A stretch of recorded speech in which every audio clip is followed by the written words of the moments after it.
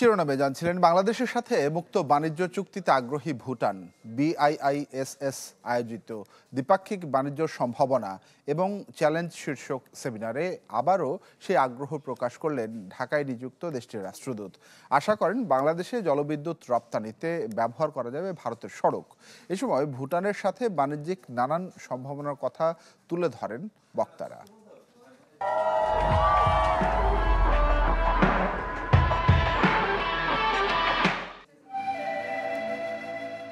ভূরাজনৈতিক বাস্তবতা আর প্রথম দেশ হিসেবে বাংলাদেশকে স্বাধীনতার স্বীকৃতি দেওয়ার বিচারে সেভাবে আগায়নি ভুটানের সাথে বাংলাদেশের বাণিজ্যিক সম্পর্ক।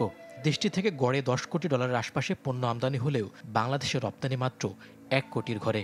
সবশেষ অর্থ বছরে দেশটিতে রপ্তানির পরিমাণ ছিল $1,43,00,000।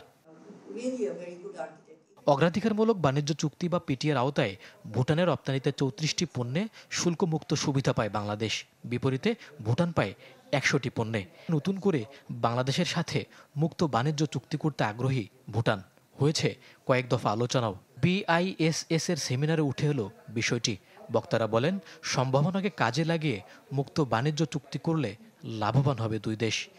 The market may be small, but the purchasing capacity of the Bhutanese consumer class is indeed very high, and there are many niche products that we can explore for exporting to Bhutan, and similarly there are many products from Bhutan that we can explore for importing from Bhutan. From the Bhutan side, obviously reducing the transport costs and using our ports, and we are also building the first deep sea port in Mathabari, will also be very helpful in terms of Bhutan's export and import with the third countries. দেশটির রাষ্ট্রদূত বলেন, সাশ্রয়ী দামে জলবিদ্যুৎ আমদানি করতে পারবে বাংলাদেশ। আশা প্রকাশ করেন, FTA এর মাধ্যমে ব্যবসা সম্প্রসারণের পাশাপাশি বাড়বে দুদেশের বিনিয়োগও।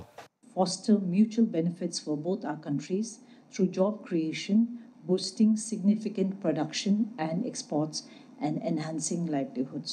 Bhutan's hydropower sector as another area for bilateral cooperation.